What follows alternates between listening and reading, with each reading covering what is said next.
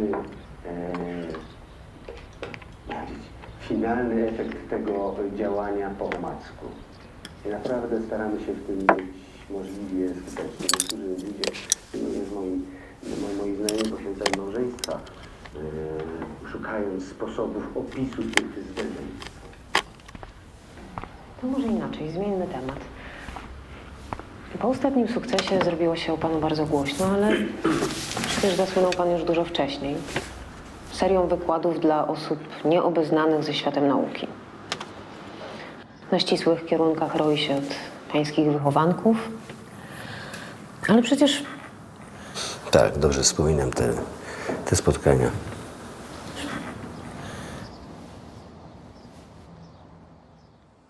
Before we go through the story from the start, I should talk a bit about the space where I'll show the visuals. This is mind warm-up. It'll take 2 minutes. Let's look at a point. It's a simple item. Nothing simpler but the lack of it. There. Not there. There. Not there. There. There's hardly a simpler distinction. Let's give the point some freedom. The first space in history, and from now on, it can be here. Here, or here. There.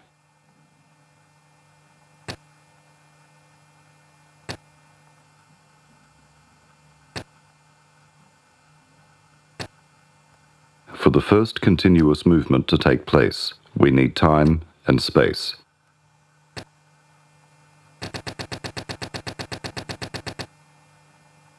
When I turn the view around, things are different. That initial symmetry is broken. What the object looks like now depends on the point of view. So now we have a point in time and space, which is enough for what I'm about to show to make sense. How do we get time and space? And why is there actually something instead of nothing? Science has no answer to that. Some religions do. We're looking at a section of space-time. Let's make it a bit denser. This grey slime, that's just so you can see better. The sound too. It's just there to show you. No one knows what space is really made of. I'll start swinging points around. Each one rages on its own, like noise on TV. No communication, only when I add these links, a kind of glue. There. So movement is passed on to neighbours. It's the first space where cause and effect work. It's only now we can even talk about a future, or a past, for this cube. Which instantly makes it more interesting.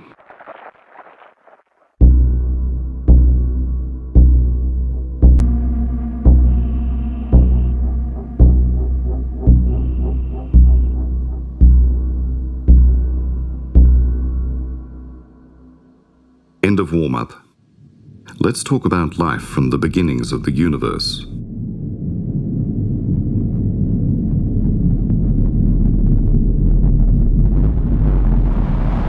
The very beginning is probably infinite energy, outrageous temperature, and wrinkling of space-time.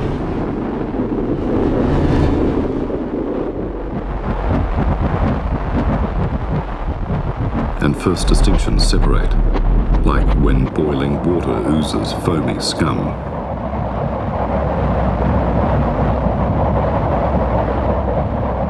Gravitational waves. I'll separate the gravitational field from the rest of the noise, and we have this.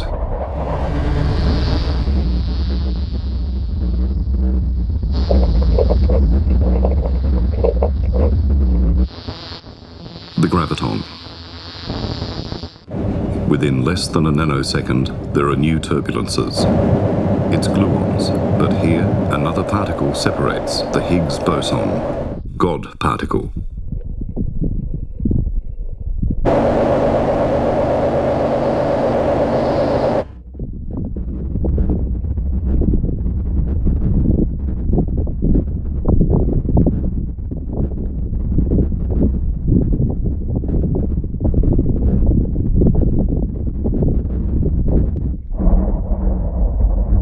Similarly, at the moment when the Higgs field emerges, monster tensions and linkages are produced.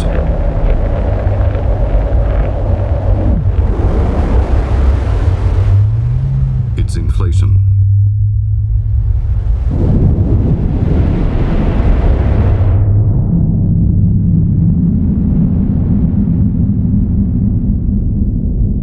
Upon a violent relaxation, matter doesn't spread smoothly. On a cosmic scale, space-time wrinkles form everywhere, like a scrotum in winter. In quantum scale, the aforementioned Higgs field seems to suppress relaxation. The other fields wrinkle into new, distinct fluctuations. The first quarks, for instance, they're awfully small, vibrating among gluons.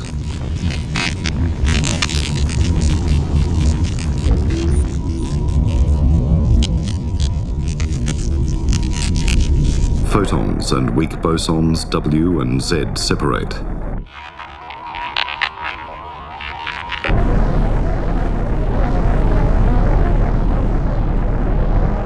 A new field of electrons also emerges, and they're perfect opposites, the positrons. The free electron is quite hard to show as a phenomenon, as it can be elsewhere in every frame of film. In simple words, the electron or another particle can be precisely shown in space, and its photograph is sharp. But then, we don't know about the direction it travels in, or I find out about the direction, but I'll lose the sharpness of position. We can never have both kinds of information at once with high precision.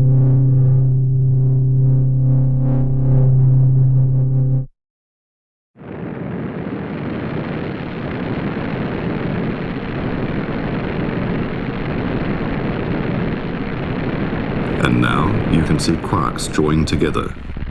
They're held by an immense force generated by gluons buzzing inside.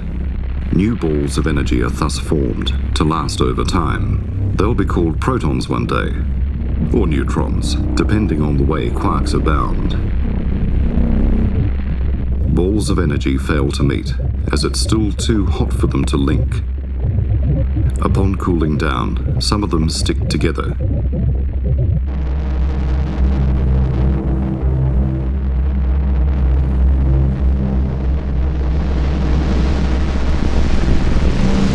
Around them, a field of photons buzzes. They cannot flow freely, always bumping into other items, electrons for instance. If we could look at that world from outside, it would be fog smothering radiation. Temperature keeps falling. Upon several million years, it's cool enough for free electrons to start clinging to those balls of energy.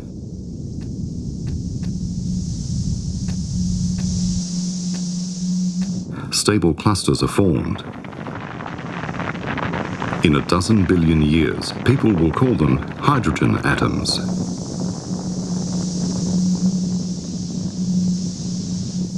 The once imprisoned photons shoot in all directions. A religious person might say, "There was light." For some billions of years, the universe keeps on expanding. Balls of energy, or atoms, float around.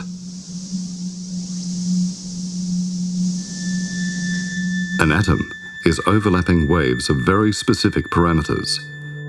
First, I'll mention the scale and proportions. They're incredible. If the atomic nucleus is the size of a prime minister's head, then the electron cloud is as big as Manchester.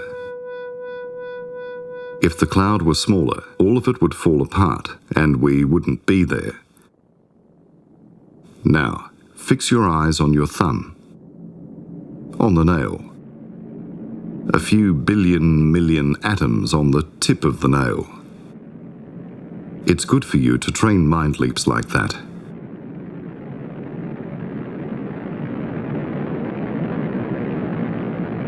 Quarks held by strong gluons are protons and neutrons. The latter, combined, create a superior cluster called the atomic nucleus. A positively charged nucleus oozes an electromagnetic field.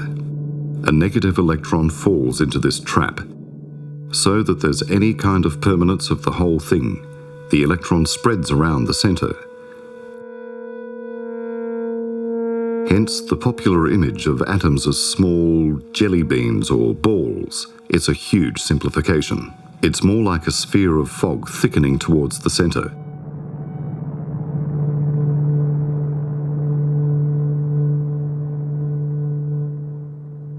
A different amount of protons and neutrons inside is a different shape of fog on the orbit. I haven't made that up. This much you can see directly under a special AFM microscope. That is the beauty in physics. Theoretical fun on paper coincides with what is seen under a microscope.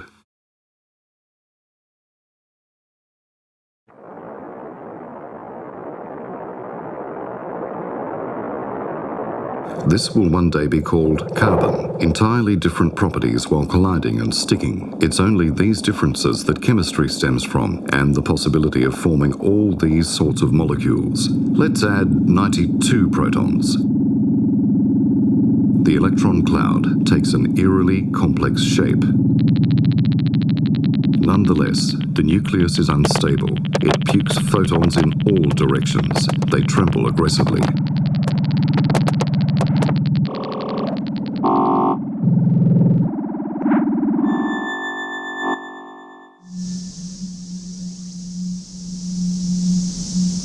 Atoms collide incessantly. Exchange of photons eventually occurs, and transfer of the movement direction. This is the simplest collision. The problem is, it might work out different. For instance, the photon emitted can skip like so, or so. Possibilities are many. Too many. To precisely calculate the angles of electron collisions will make the fastest computer crash. Nonetheless, once we've worked out a few dozen diagrams of collisions, we can obtain an approximation sufficient to meet human needs. Plugs, computers, washing machines. These events were once counted by hand for you to be able to switch on the light in the staircase. Does anyone even know who we owe that to?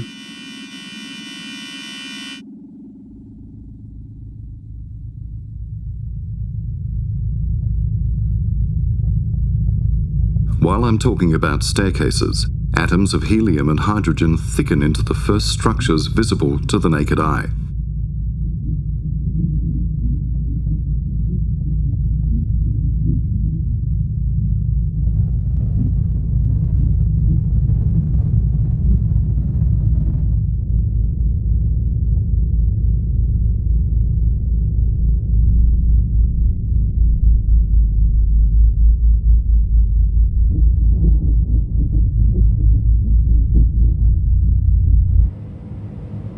This thickening of atoms will one day be named a nebula.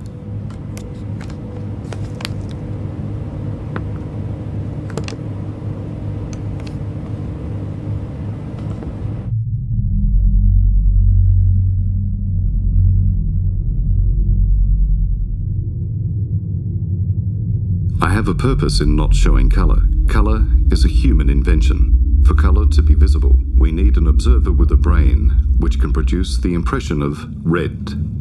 Otherwise, it's just an anonymous vibration, like sound with no witness. So these shots should stay black and white until spiders are created. But as the public, you are observers and you do have brains, so I'll let color in already.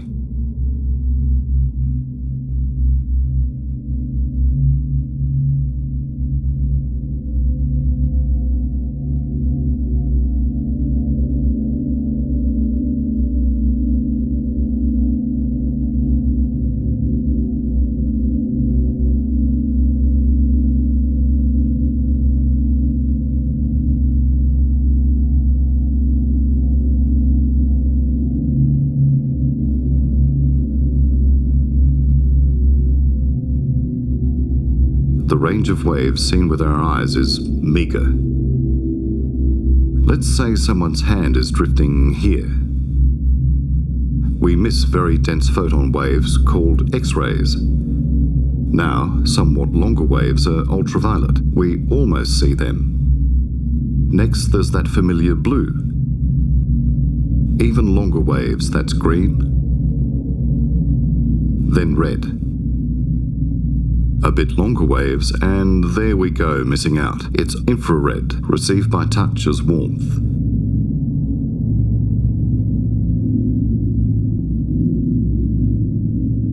Even longer waves are microwaves. Their crests are several centimeters long. They yield a very poor image. Waves longer than a meter are radio waves. They are invisible, but the radio will receive them. That someone's hand is a bit too small to reflect them well.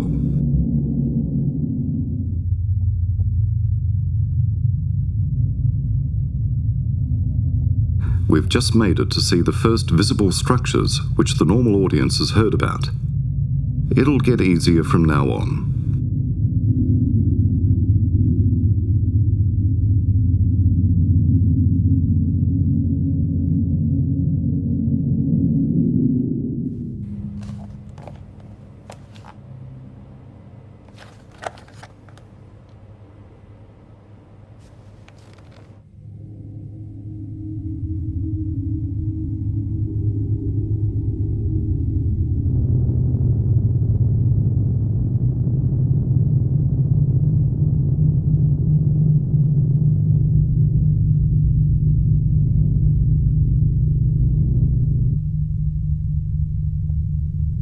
This is one of the first galaxies which emerged.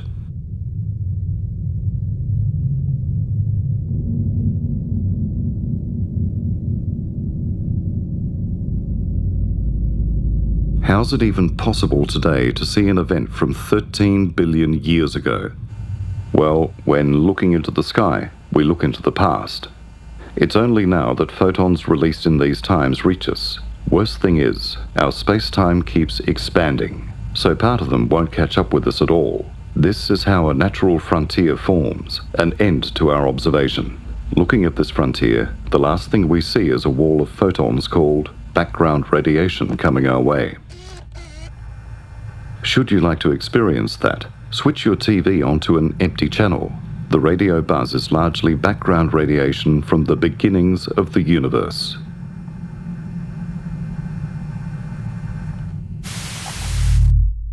Balls form which are the size of small towns. They're pulsars. They spin 700 times per second. Just imagine what's going on in there. If you took all the public railway wagons and pressed them into the size of a sugar cube. This pulsar winds onto itself matter from a nearby star, a vampire. With unabated gravitational flow, a whole menagerie of creations originates in various stages of metamorphosis.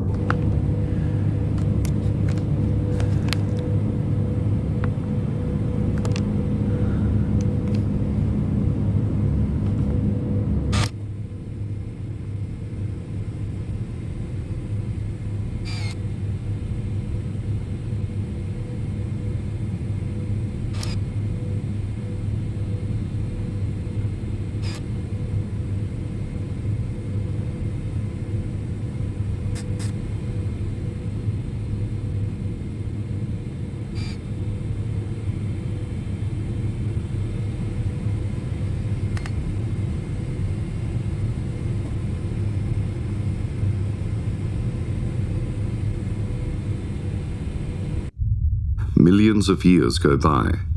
Some stars lose their balance and start yielding to pressure.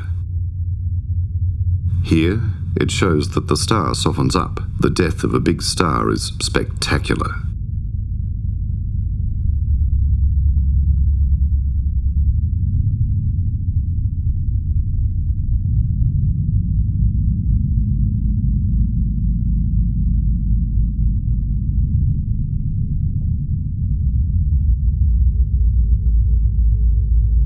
A series of shocks pukes a layer into the cosmos.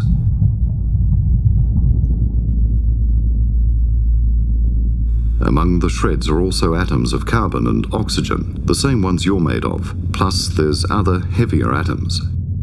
They join other condensations, forming new clots. Planets suspended in space. Let's talk about nothing for a minute. What is space made of? Is it empty? Or else, what is there between two nearby atoms? I don't want to discuss vacuum like a physics teacher, because you'll take it for abstract matter that doesn't concern you. It'll be better to show it on something common. The artist brings alcohol home. The bag is made of black plastic. It's mainly chains of hydrogen and carbon atoms. Look at the spot where the bag weighs down on his finger. Tense atoms emit virtual photons, thanks to which the bag won't penetrate through the finger. We have hardness. It seems you can zoom in ad infinitum. It's a recipe for a mathematical catastrophe. There are few options not to go crazy. For the time being, it's helpful to establish the shortest possible length and assume that the world's smallest pixel is the so-called Planck's length. Anything smaller than that is undifferentiated. Another proposal is this. Note the noise. It's quantum foam. Loops of space-time flicker. This flickering is where our tri-dimensional space and time emanate from. Or we can assume that the smallest point in space has more to it. Additional dimensions are curled into shapes. These determine the way atoms vibrate in 3 dimensions. Coming back to the chronology of events, some galaxies collide. A sudden process throws stardust into vacuum.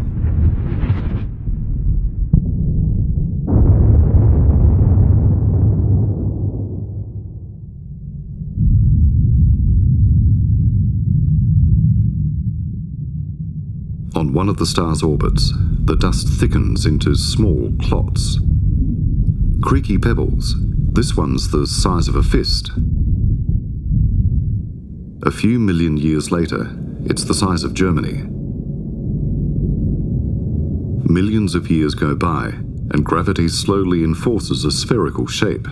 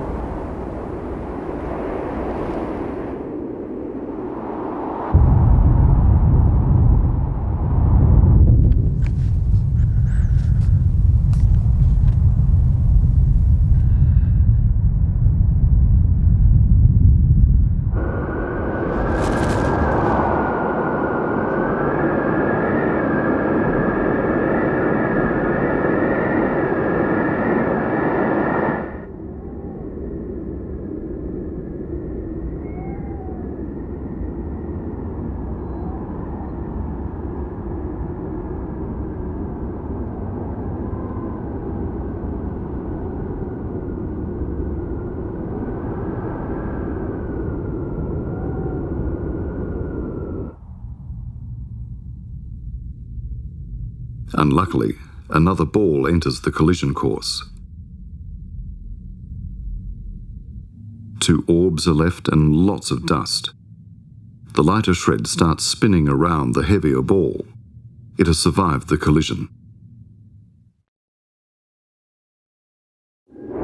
The fog gets even denser. It binds atoms of oxygen, carbon, sulfur, and hydrogen.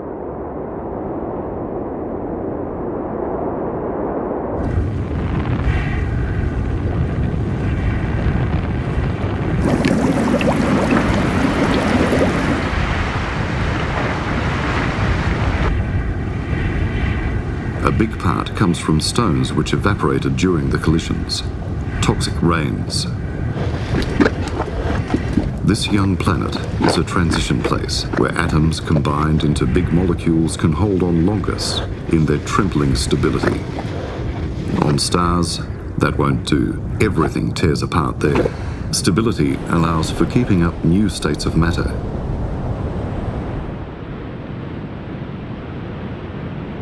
Water is perfect for binding molecules in even stranger shapes.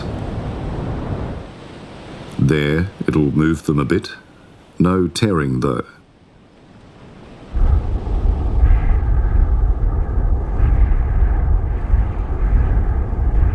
In some spots on land, warm mud is formed.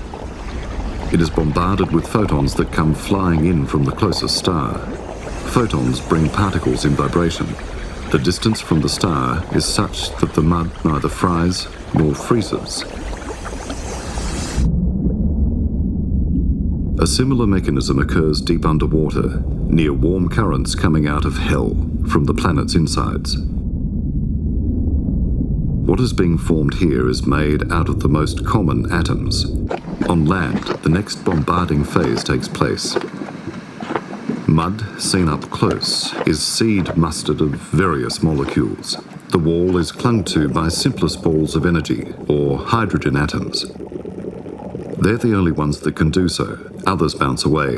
This is how lots of atomic spikes are set aside. They're officially called fatty acids, but that's a disgusting word. Spikes can't glue together as water is boiling.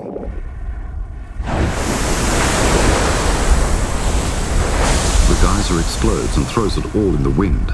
Some drops of water are spiked. Water evaporates and spikes remain in a stellate layout. Hedgehogs are formed. Their official name is mycellae. Hedgehogs emerge on land and in the deeps. Part of them gets thrown out in foam. Let's look closer. The wave motion makes the hedgehogs join in sheets. With fluctuations and the acidic environment, the sheets curl up into balls.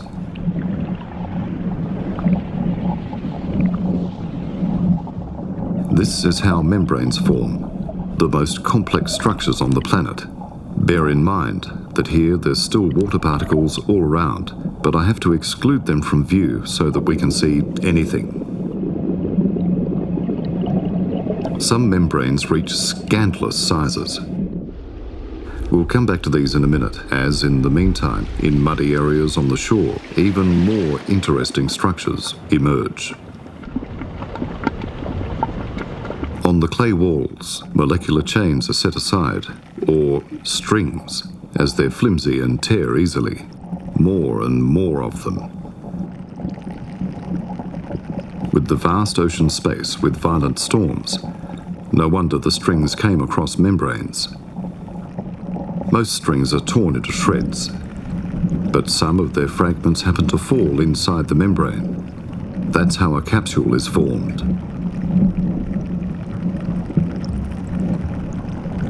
With string inside sheltered from the surrounding chaos, they can tangle and randomly combine into longer chains.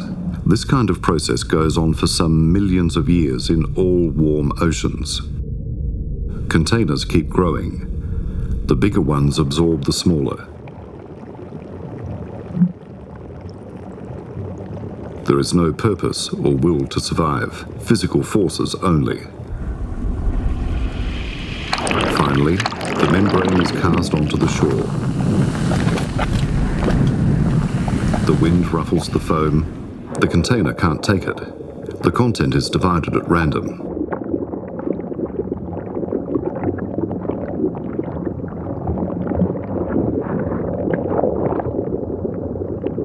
Strings inside remain intact and can go on sticking together freely. They have different particle models. The ones which took shapes encouraging simple divisions multiply more efficiently, sheltered by the container.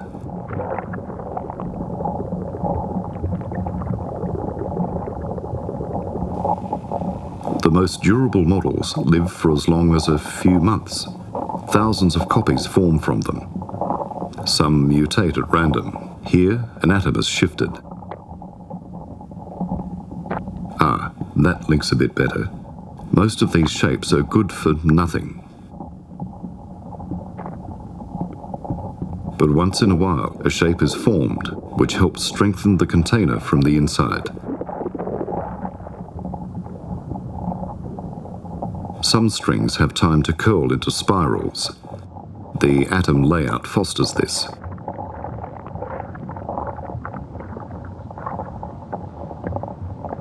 This seems improbable and too purposeful, but figure that one drop of water holds 5 undecillion atoms. So how many chances of similar events are there in the globe's oceans over the course of the next 10 million years?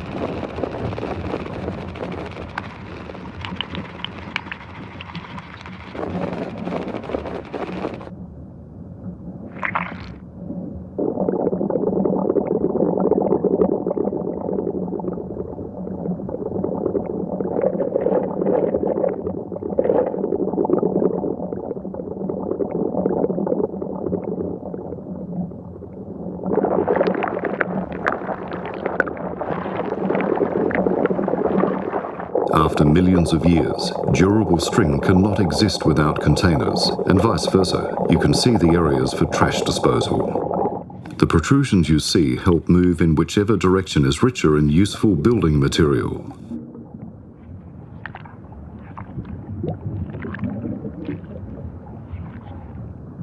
I'd say cells, but this is a cliched name. I'll refer to them as capsules. Survival capsules. Why? Because strings have now found themselves in the best position, sheltered from all the surrounding mess, longer than ever.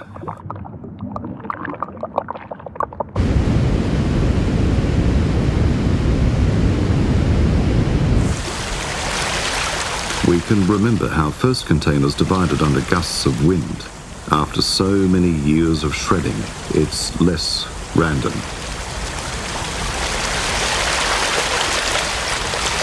Let's take a closer look. The string trembles around discs. It's an introduction to denser packing. The discs tighten up even more, and the spooled string takes a shape which tangles the least possible. A baguette. The spindle from the stretchers additionally fosters the baguette's fitting together.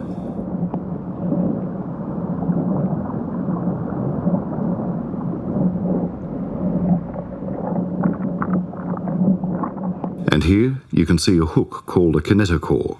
Left, we have strings spooled on discs.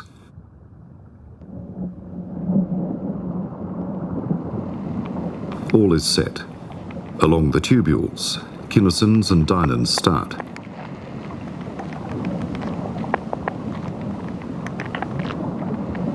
They signal, it's time to divide.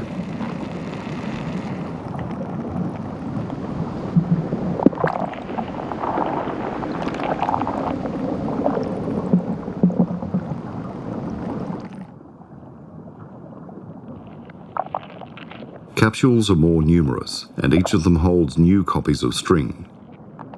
Ineffective ways of dividing are lost forever. Broken string goes into the abyss, and its molecules will produce some new string. That's not all. The capsule conglomerate keeps expanding. Multiplication is regulated.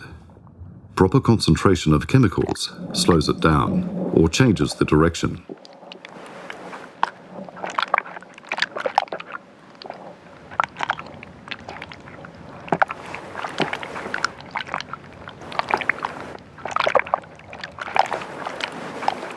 Initially, capsules multiply via simplest division. The underwater swinging of some clusters slowly takes its toll on the string's atomic model. Out of some areas that carry electrons better, calyces are formed. This has no purpose. But sometimes the electrons extracted from the background skip so far over the body that random contortions are produced. The generations whose contortions lead them towards light and food survive. Others are lost. Some 100,000 generations later, you can see the distinct concentration on the crest. Most photons come from above. Here, one of the sides is more dense, which orders up the mess in the electron flow.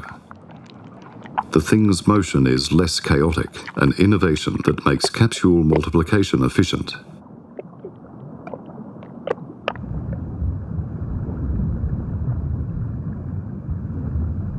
The systems which shrink at the shade moment last longer and multiply more string. Next generations come in ever stranger shapes and behavior.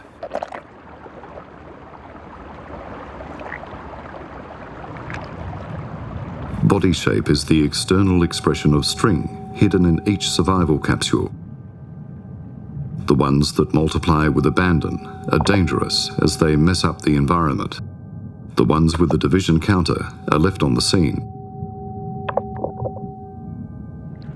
If the body hasn't managed to copy the string, then its model is lost forever. In the meantime, here comes danger. Due to its position towards the nearby star, the planet slowly turns into a ball of ice. The cold means slower vibrations.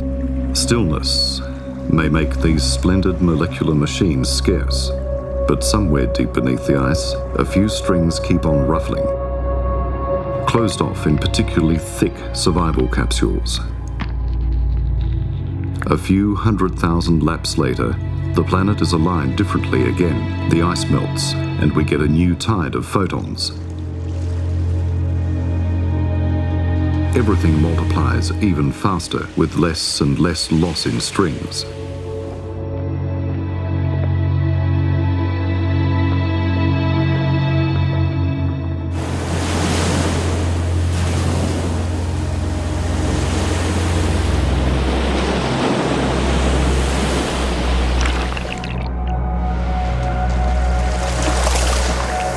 Some capsules excrete oxygen atoms. It's quite reactive.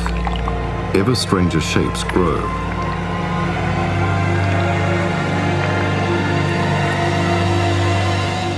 Strings get transport again.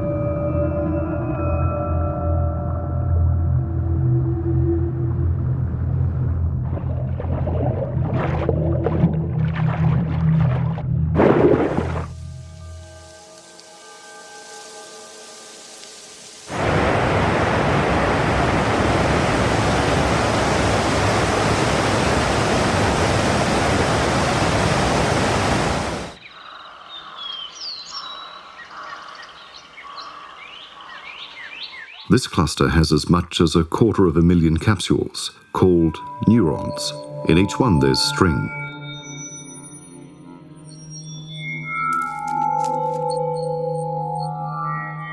An ordered flow of impulses leads to an ordered movement.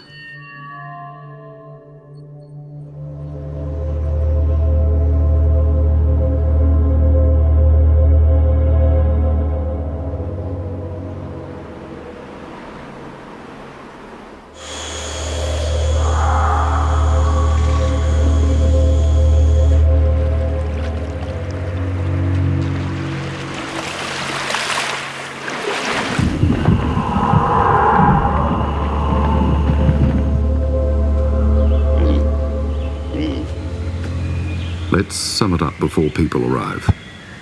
The string is found in cells of every living being, starting from cabbage, then snails, and finally in humans.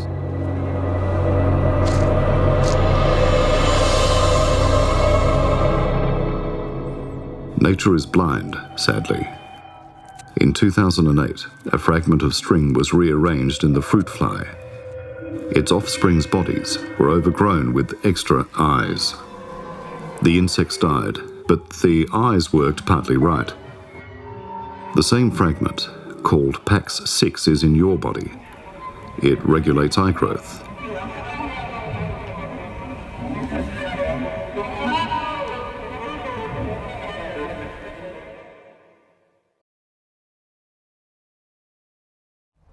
Jak przy takich osiągnięciach, przy takich nagrodach, przy tak czasochłonnej pracy znaleźć jakiś czas dla bliskich?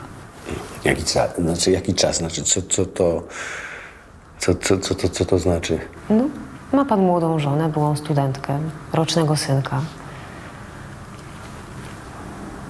Czy ma pan dla nich czas? No ale... Przepraszam, bo nie wiem skąd pani wie. Zresztą to chyba... Jaki to ma związek z naszą rozmową? No, pytam po prostu po ludzku, czy w tym natłoku obowiązków znajduje pan czas dla swoich bliskich? Znajduję albo nie znajduję, ale to naprawdę nie ma związku z tą rozmową. No, a gdybyśmy wyłączyli nagrywanie? Ale przepraszam, czy pani nie rozumie, co to znaczy nie potrafię?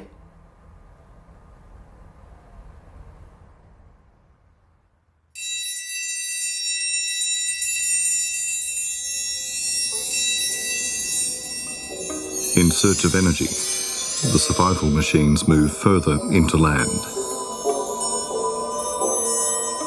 After so many million years of copying, the transport for strings takes quite a mobile form.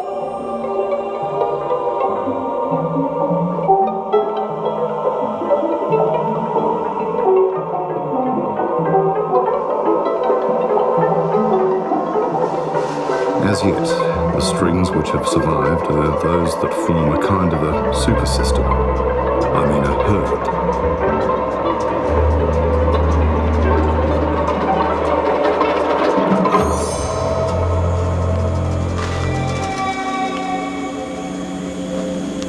Ancestors from another continent didn't understand what death is.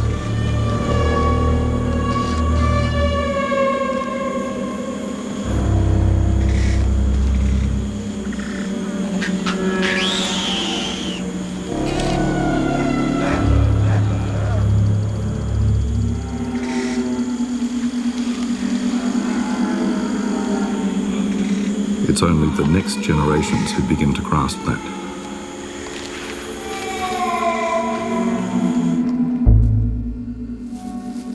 The wandering goes on for several thousand years. The offspring is a bit smarter.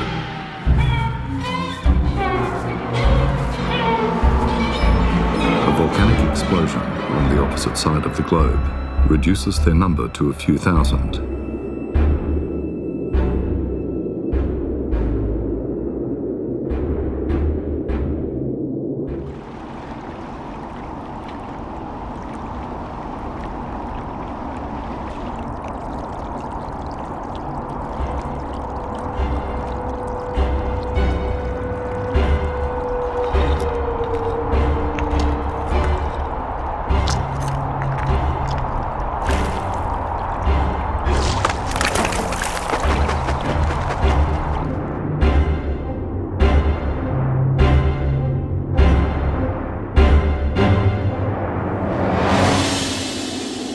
Every transcription is precious, as these are probably the world's most complex structures. The ones who straighten their backs see more. Keeping bodies straight is tiring. They do it seldom, but in the better nourished herds, it's become a habit to imitate.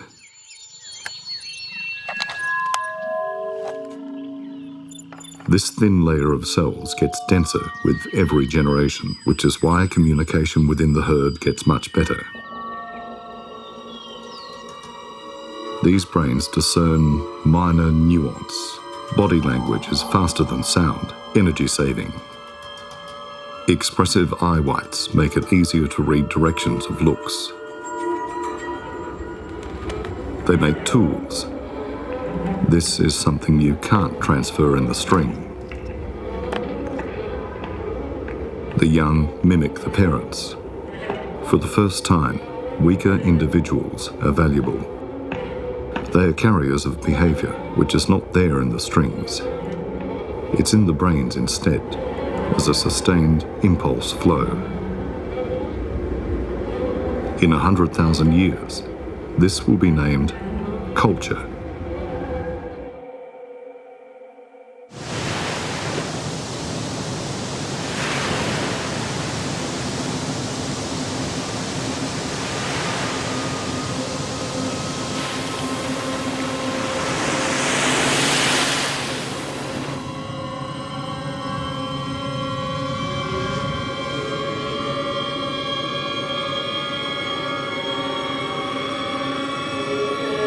One of the most contagious skills is control over fire.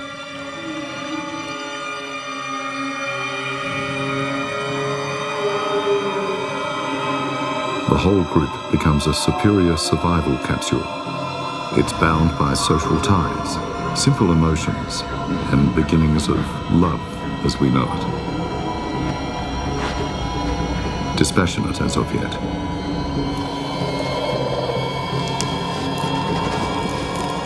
Multiplying bodies is still vital for the strings, but protecting the brain gets more important than ever.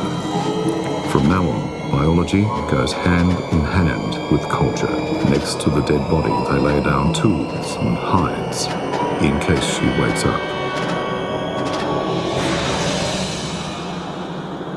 The brain is dense enough to allow creating event simulation.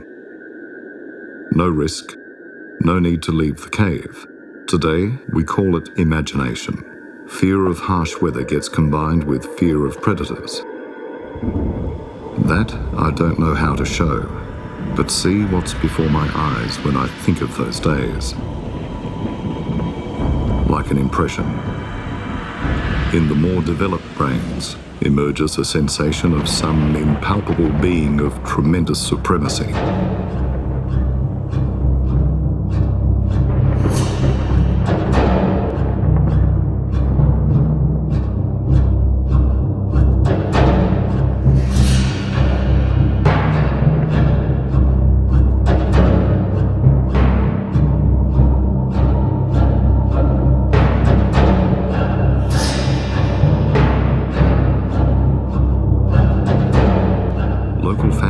Can be seen in rituals. These behaviours are transferred by mimicry from one generation to the next. They make their way into brains of more and more beings.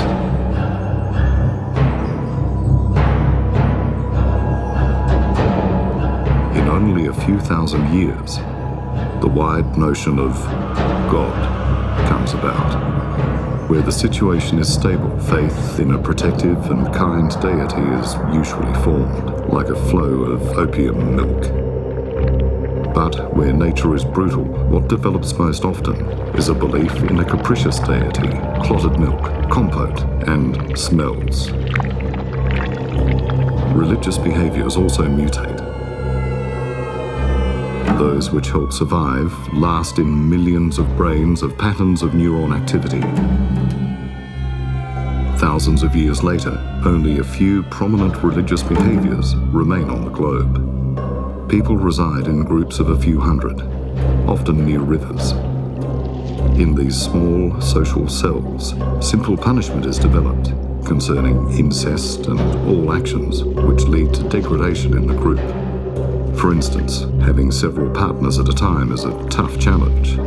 It's a constant fight with other males, which is probably why monogamous relationships get more numerous.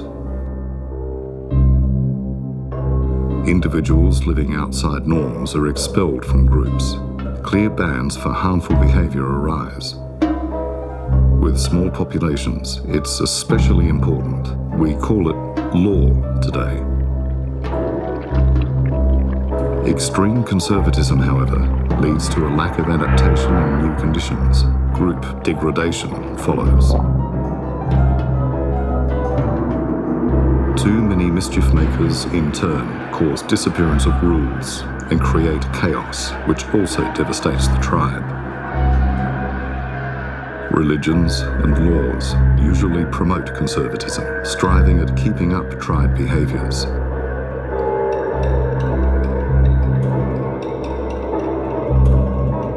In this way, a shaky balance between stability and elasticity of societies is kept. Sorry. Over thousands of years, this self-regulation turns out to foster the longevity of the largest groups. As a result, the DNA strings are doing better than ever. I've just presented 10 million years in 4 minutes. Sorry, but it's good sometimes to see these things from the DNA strings perspective, not like human only. Ale przecież w każdej kulturze są osoby podejrzliwe wobec wizji świata nauki.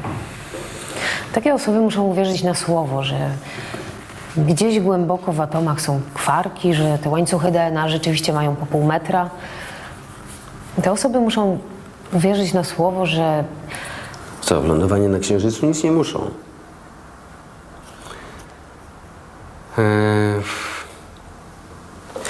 Wie pani, proszę tu napluć. Słucham? Nie no, proszę napluć. Dobrze.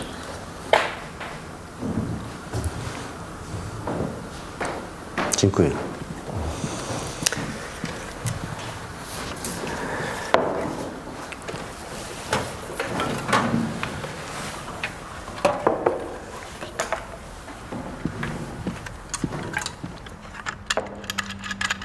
Innymi słowy chodzi mi o to, że to jest pańska historia świata, ale są też inne.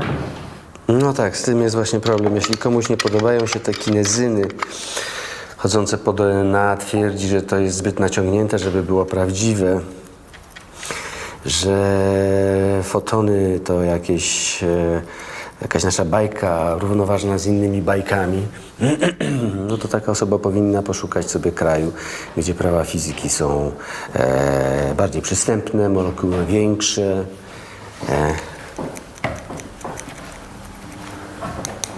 filozoficznie łagodne. Takich osób nic nie przekona. No. A to, co jest pod mikroskopem, to jest taki, jaki jest. I sami nie wiemy dlaczego. No ale ta niewiedza jest w gruncie rzeczy dużo lepsza niż z góry znane odpowiedzi.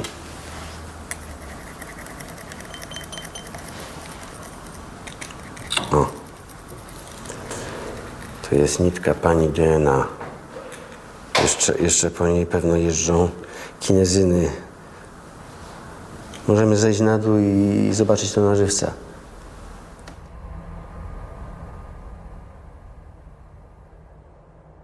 String division in people is a dramatic process. You're really lucky to have been able to hatch. Look how little you need for something to go wrong. A couple of atoms. Day one. It starts out classic. A farmer's spermatozoons carrying string.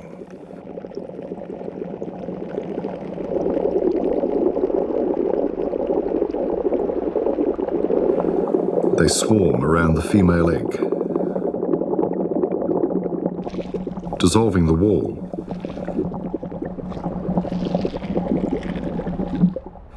It plants tangled string inside. Some proteins attach immediately. It's a nucleosome. It spins the string onto its disc, as discs allow efficient packing.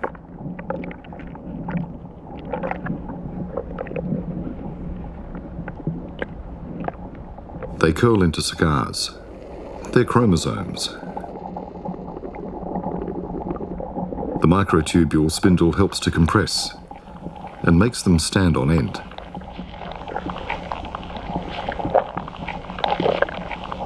This hook is a kinetochore. Here it checks if division should start. Not yet. Not yet. Not yet.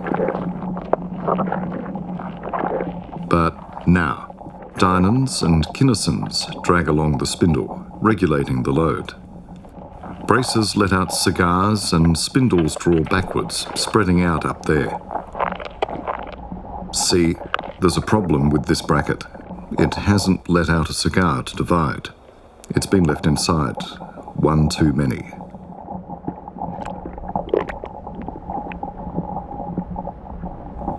The body is growing. Riplosomes copy with an error.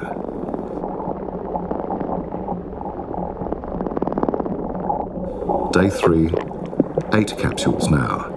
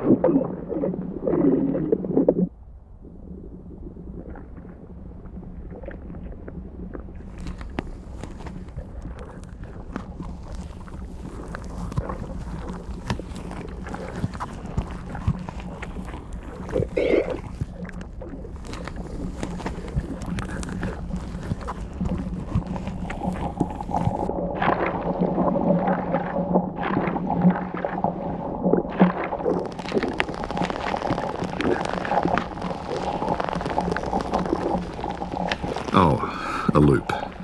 Another problem.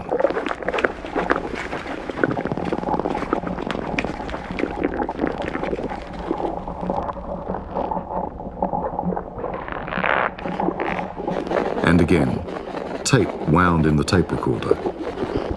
And now it multiplies over limbs. Slightly altered protein is formed.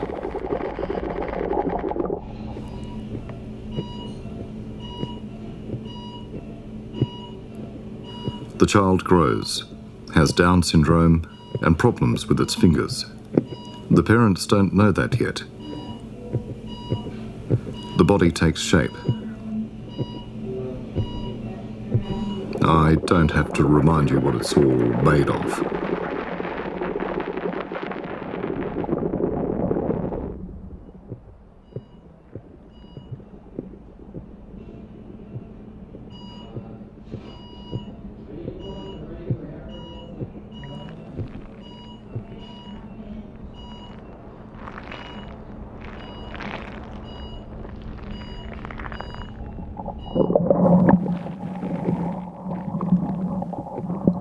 Boy or girl?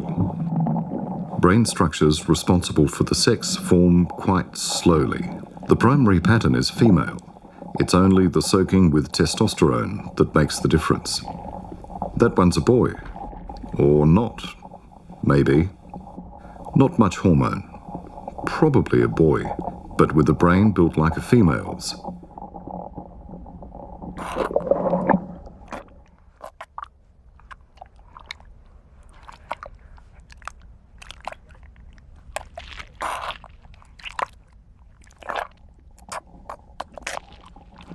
The environment will shape the rest.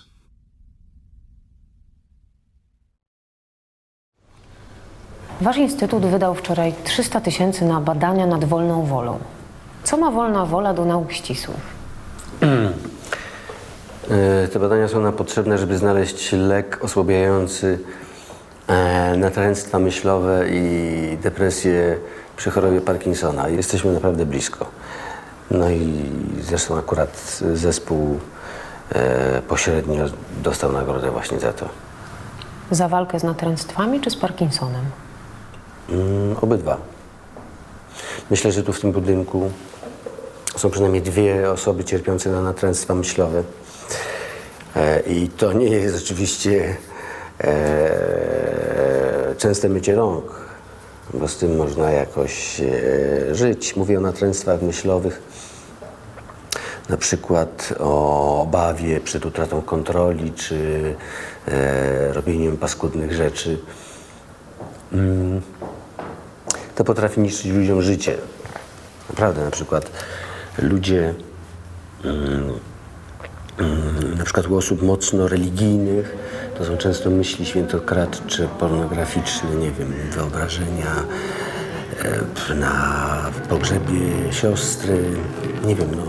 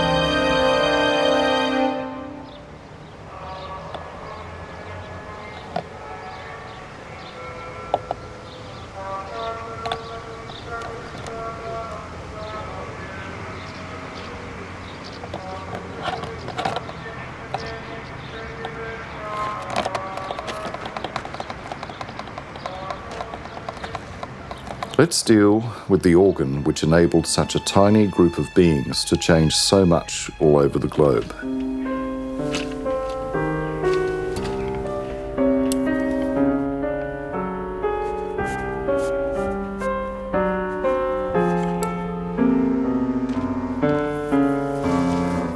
This is my father, Stanislav.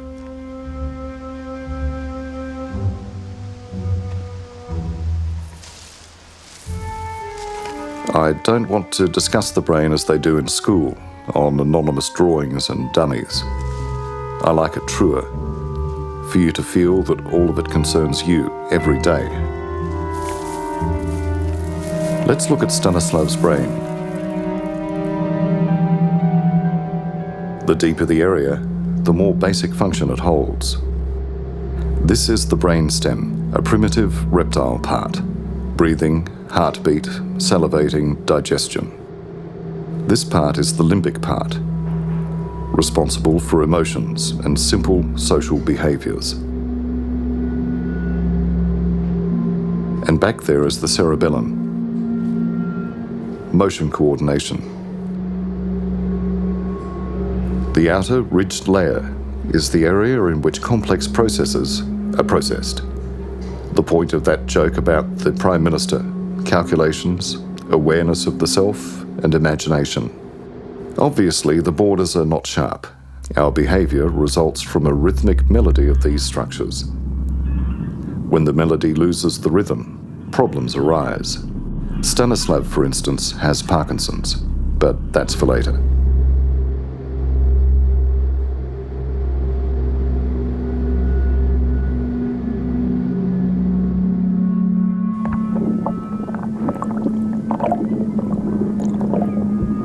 Looking closer, the knots turn out to be capsules called neurons. Of course, each of them is a capsule for the string.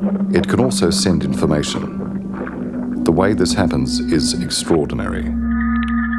Current flow in an integrated circuit is nothing compared to this. Ordinary current is electrons flowing in a specific direction. In the brain, it's different. Everyone seems to realise that, but somehow Showing nervous impulse as Christmas lights is an embarrassment and introduces bad thinking habits. It gets more interesting. Here we have an atom surplus. They want to mix with the ones inside, but a wall separates them.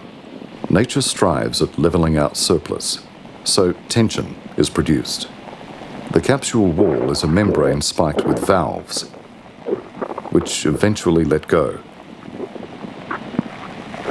in a rhythm that makes it a cascade of pumpings. This thing is an impulse. This is how our thoughts flow, not like on a wire. The average impulse speed is 100 kilometers per hour.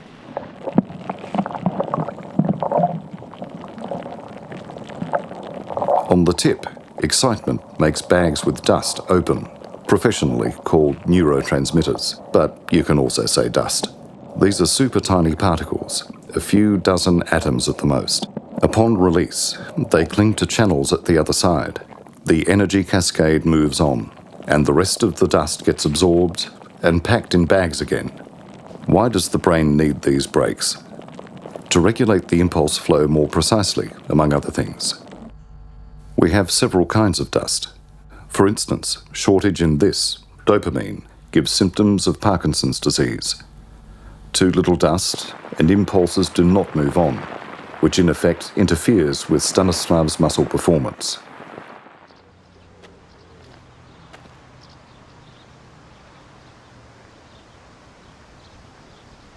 I'd like to apologise in advance to my colleagues for the scandalous simplification.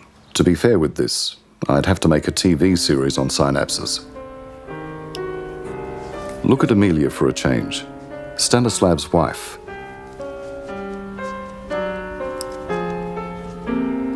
She's making a scarf for her husband. Counting the rows, you can see the activation of areas above the ears.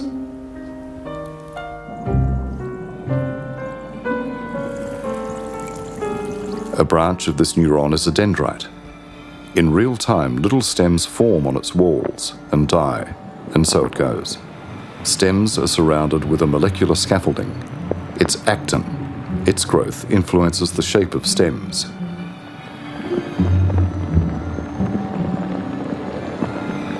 A pause for biologists. This is cofilin, for instance.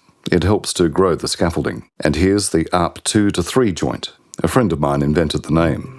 Why does my mother need it at all? Let's see. She's counting the rows. Each number remembered means physically thickening the dendrite stems. The scaffolding makes bridges between dendrites. The impulse goes another way. These seconds are enough to sustain attention over a row number. Not only the stems have scaffolding, whole neurons have it. Virtually all cells in your bodies.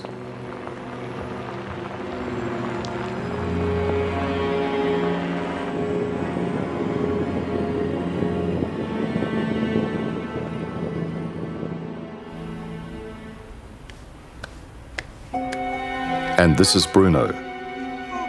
New transport for my string.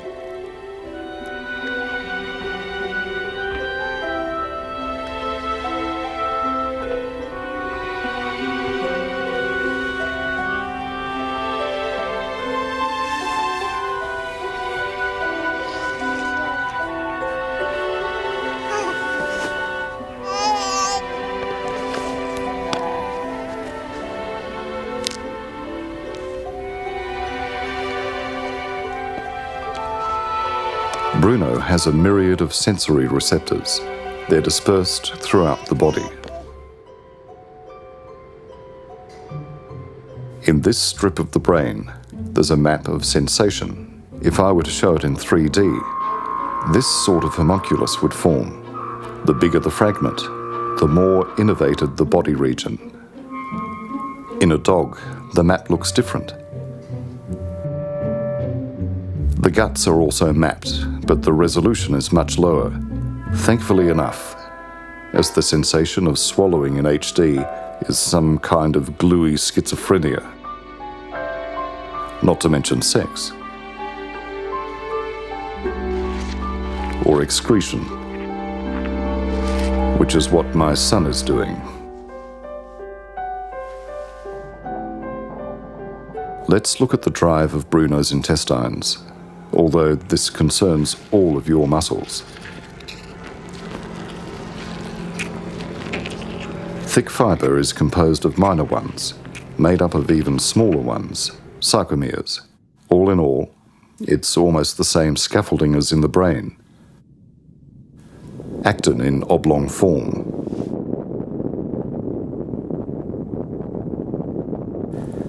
Upon a signal from the brain, actin filaments are moved along in a mobile slat of myosin.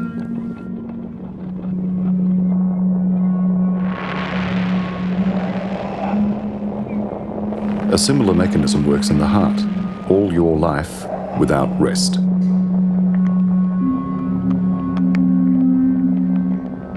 Stuff moves through the intestines. I'm only showing one sarcomere, one fibre. But when a finger or poo are to be moved, this happens in bulk along all fibres.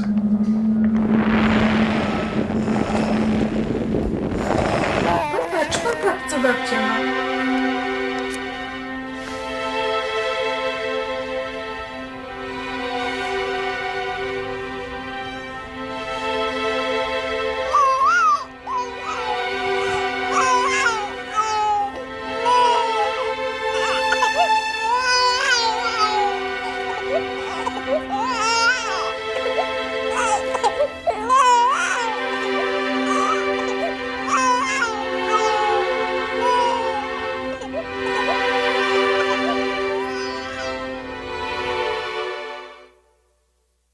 By the way, have you ever seen a child's skull?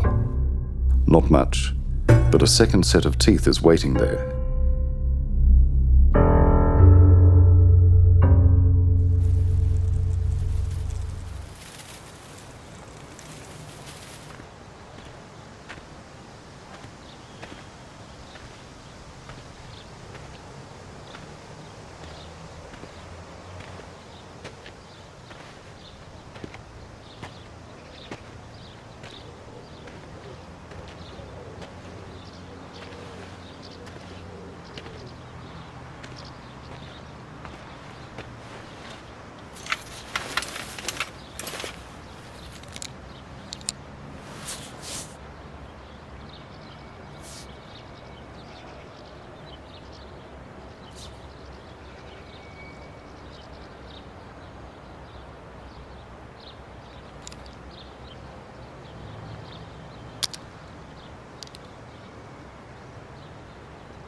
Stanislav is observing an object.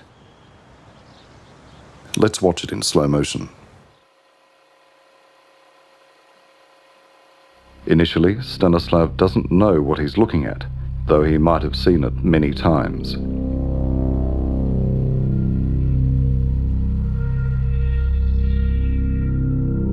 The backyard is penetrated by waves, the internet, cell phones, TV, the army.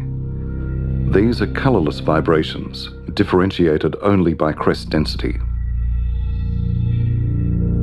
Atoms on a watermelon. The surrounding waves are bouncing off them. A photon spurt gushes into the eyes, passing through cloudy spots and sits in the back of the eye. Here, in the back of the eye, the waves are divided and transferred to the optic nerve. Meeting in his head, and then flowing into the back of the skull to the area known as V1. In V1, the signals from the eye are not understood as a watermelon. Part of the impulses go further onto V2, but they hook against memory areas, the melody of this shape as it overlaps with the pattern of red seen somewhere. Stanislav gets the impression of something red. Then there's dispersion onto other areas of V3, V4, and so on. A quarter of a second later, Stanislav does not know what he's looking at. The sum of signals gets through here, the hippocampus or the memory area. A comparison takes place with familiar objects. If it's positive, then signals reach consciousness, and somewhere in the front of his head, Stanislav senses, oh, a watermelon. The fruit has provoked an association with warm climes that he'd never visited. Subjectively, Stanislav senses this as regret.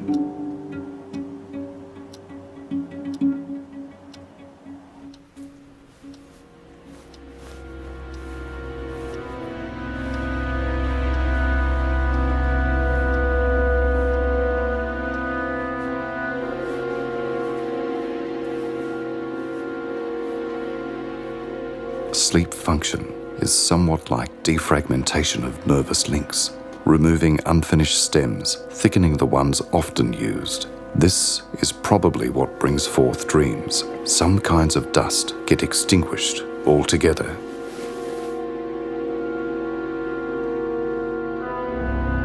Whereas a stronger activity in the amygdala or the emotion area and the hippocampus or memory infuses dreams with strange images.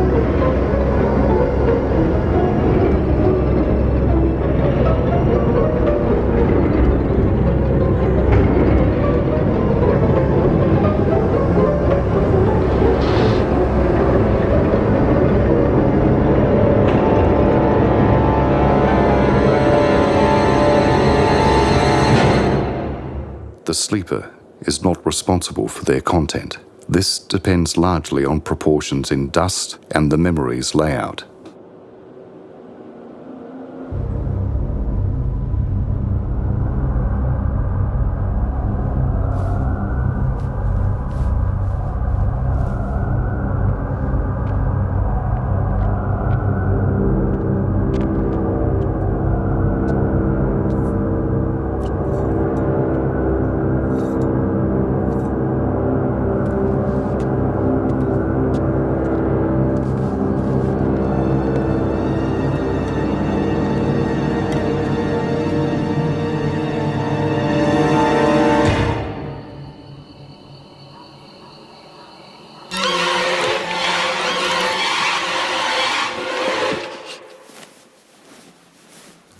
Why does the body stay in bed despite such things under its eyelids? Because an ancient reticular formation here sends suppressing signals to the spinal cord and silences motor neurons. Sleepwalkers will disagree. Stanislav is asleep. We will take advantage of nighttime to discuss more mysterious matters. Each of us, including Amelia, has a sense of the self. I, Amelia. We place it somewhere in here. Or here. Yes, in my case, it's here. Close your eyes, please, and recall a toothache. It is a clear but elusive feeling, a percept. I see something like this. You see something else. And my question is, where does this impression come from? From some mental space? Is it enough to explain it as work of the neural network? How is the neuron tension converted to mental images in your mind? A little more is known about the imagination. Essentially, it is the ability to observe your own thoughts. We can instantly create a mind in the mind and engage in self-reflection. Imagination is simulating events without leaving home. In computers, it's called a virtual machine. You need a lot of RAM.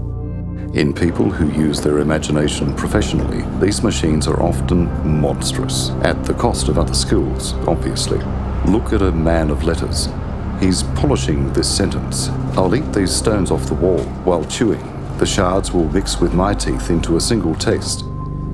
The man of letters trained system detects mess or energy wasting in the brain. Immediately, it strives at simplification. I eat stones. They're the taste of teeth. Perfect. Not more, not less. Those insensitive to literature will not sense the pleasant melody of this phrase. I eat stones. They are the taste of teeth.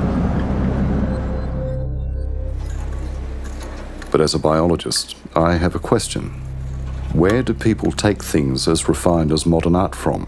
One thing hung on another. Wood slats. Defacing. Nudity. And these freaking neons.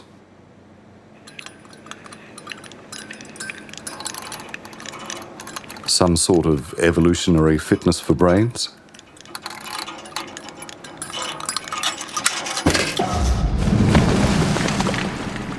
Oh, and secretions.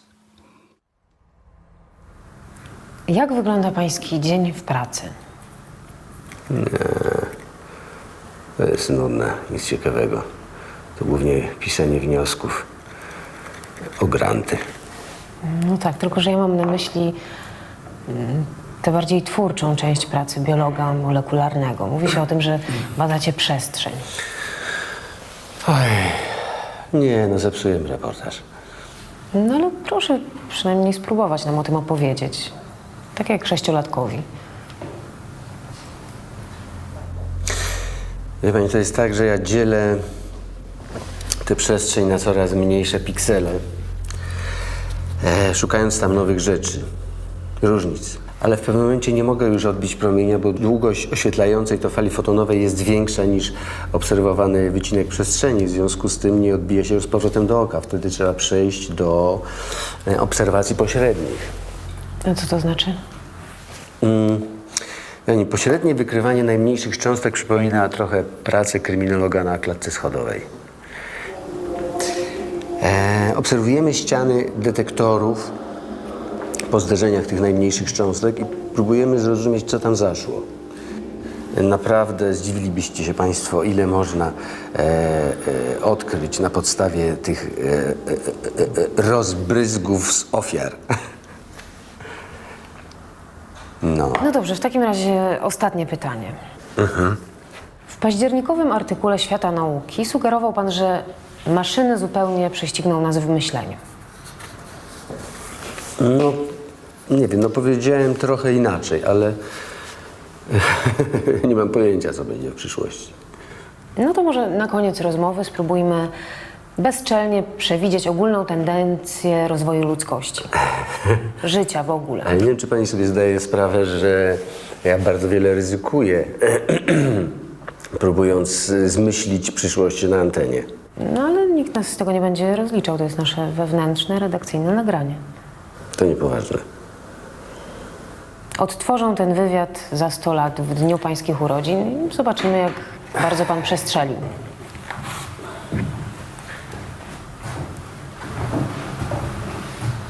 Że od teraz Tak, od dzisiaj. Od dzisiaj w górę.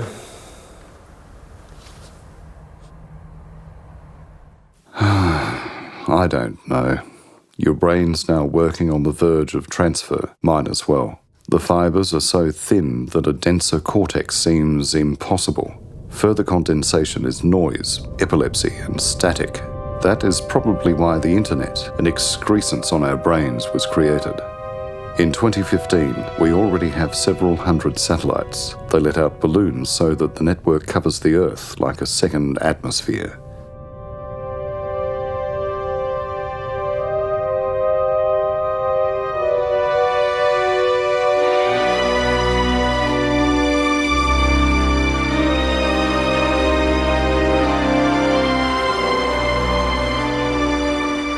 But let's go further. I imagine that there is no annihilation of humanity. The planet gets quite crammed, while electronic devices crawl closer and closer to human heads.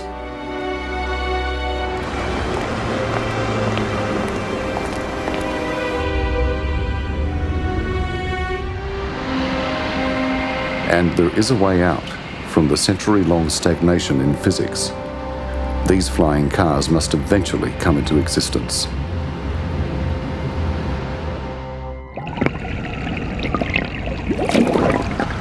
Americans still prohibit filming urban fountains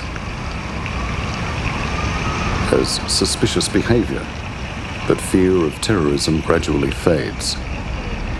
Longing for the old aesthetics increases, which is why not much seems to be changing. Electronic fabrics enhance the eruption of motley chaos. Youths are out of ideas for mixing styles. They promote fashion for identical uniforms for everyone, and total obedience. Nobody cares for terrorists. Quality of life improves. Even along the equator, physical suffering declines.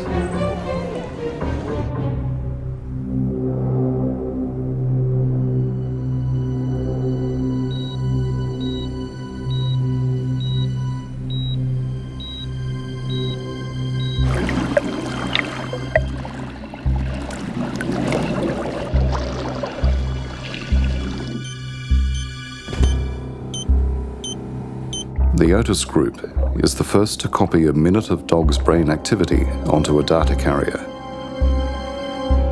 It then runs a clone on a virtual machine. We slowly enter the era of mind uploading. A mere several decades later, in the western wing of the headquarters, that data is successfully uploaded onto the brain of a volunteer. For the first time, if only for a few seconds, a human experiences directly what's going on in a dog's head.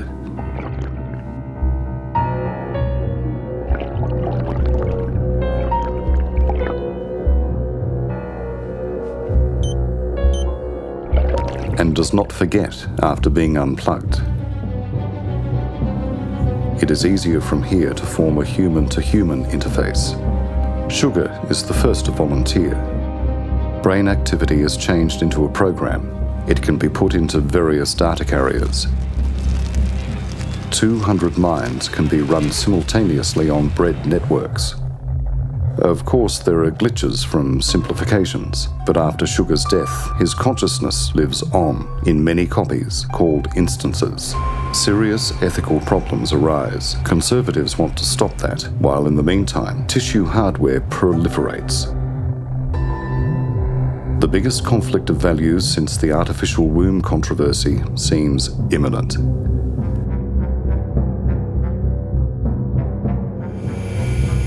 A platform that allows adding and removing instances is created according to needs.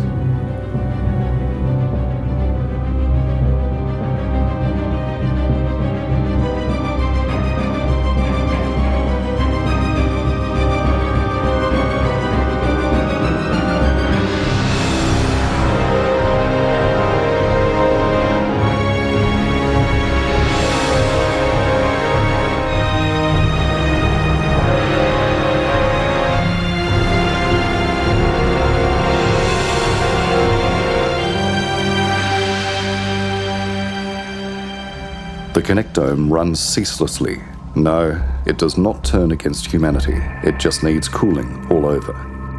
It must be the most influential phenomenon since the internet. At first, the connectomes used to resolve genetic problems and develop new physics. But commercial applications of the connectome appear soon. It's only a few decades later that they managed to link the connectome with the old internet, which has been treated like air for a long time now. Most people breathe information. Memory is no longer necessary. Even chewing gum is connected to the network.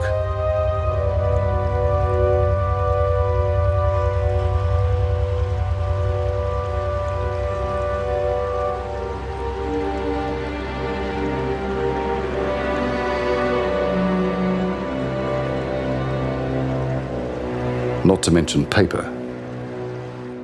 The brain gets a bit smaller, but people don't get dumber. It's as if the body is less necessary. Age is prolonged to nonsensical limits. The world record is held by Ardol Unero. His body keeps up the extended brain tissue for over 300 years, which feels like 1,000 from inside. Once in a while, a safety copy is made, a mind save. Emulation can be stopped and resumed, which will theoretically prolong life in infinity. Can you combine minds? You can. That's how the issue of sexual reproduction gradually disappears. What's going on in politics? The progressive encourage the elderly to use emulation. Some countries experiment with politics and economy, controlled by fast processes, not people. Both governments and citizens come off quite well with this, whereas conservative parties focus too much on the past, being above all preoccupied with the increasing dissolution of national borders. The number of military conflicts decreases. Army aircraft are remodeled into autonomous weapons. The pilot's profession is now a thing of the past. The same goes for troops.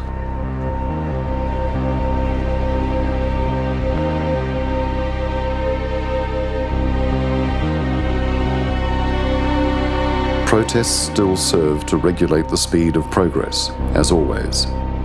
This really is a problem. The unemployed go crazy en masse.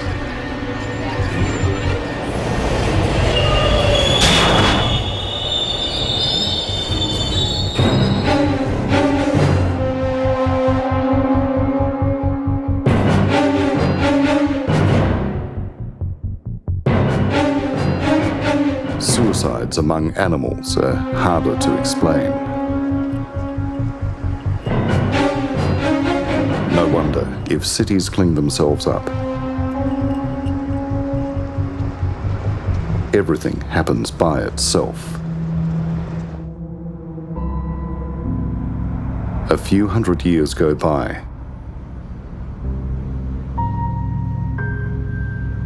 What's up in architecture? The gaudy motleys in retreat. Finally.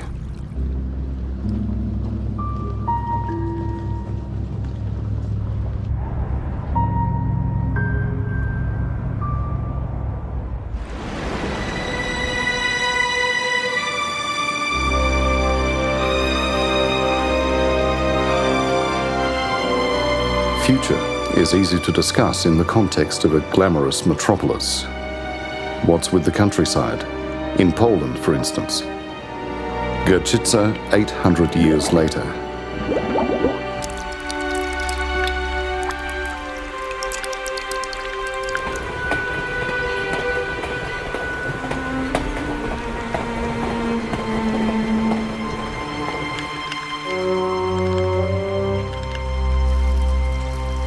Even though the pollution and salt water problems have been solved, there's recurrent concern for energy resources. Everything eats them up. Only work in a simulated environment uses less material resources. Many spheres of life are transferred entirely into the connectome. World population, traditionally understood, starts to slowly decrease. Not because there's not enough people. It's just that humanity changes its state of matter into a more frugal one. Corporeality is no longer energetically profitable. Almost everything happens inside the connectome, whole lives. A huge part focuses on automaton production. It's a new industrial revolution of sorts. This goes on for a few hundred years.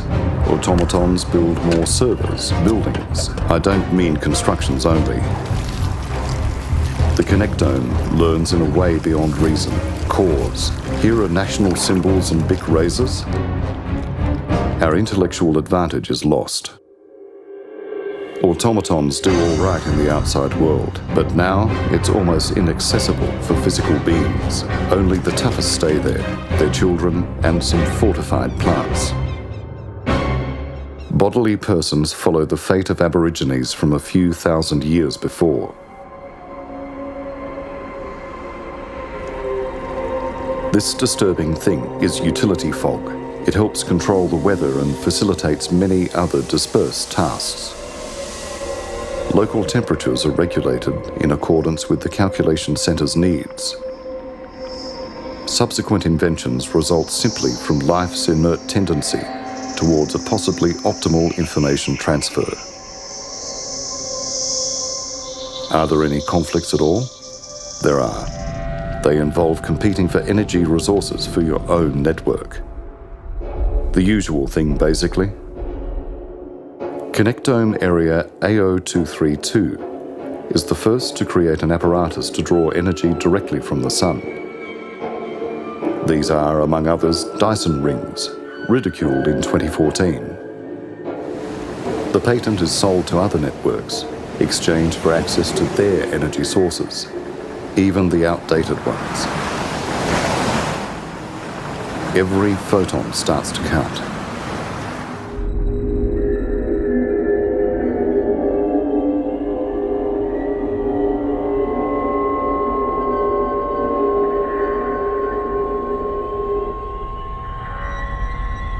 Space travel is mainly base transceiver station installation.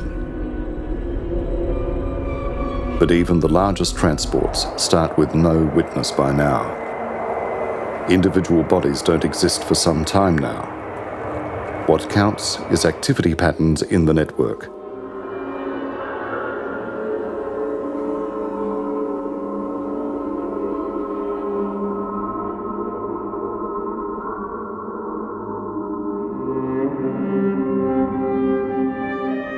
See, this is a second level of civilization. The connectome takes the energy for it from nearby stars. Is there space in it for less practical things, the equivalents of music or sense of humor? That's hard to guess. The old world looks extremely functional. No need for colors, as there are no eyes. Server facilities are placed in an extremely efficient way. To us, that's a sorry sight, but we only see the outside effect of these actions. Because what happens inside these networks is inconceivable for a single brain. No use in trying.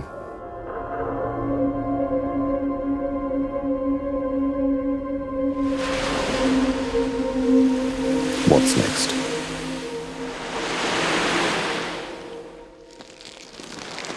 It happens for whole planets to get covered in something like paper clips, as the local network made faulty nanomachines. Perhaps this is a form of sense of humor. Well, and then it's a nightmare of a schizophrenic from the human perspective, the third level of civilization. Stations for energy intake from galaxies are distributed onto large areas of the cosmos. No aerials or fiber optics. There's less and less matter in general. It's starting to resemble a thoughtful vacuum of an increasingly less random flux.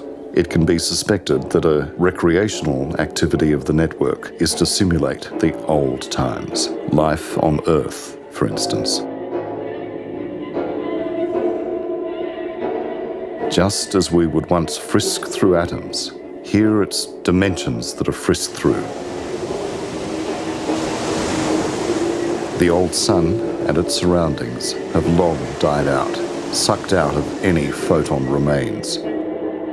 The thing is grabbing increasingly larger areas. I don't know. I can also try to show it as perfectly distributed points of transmission. New vacuum trembles incomprehensibly. I don't know what's next.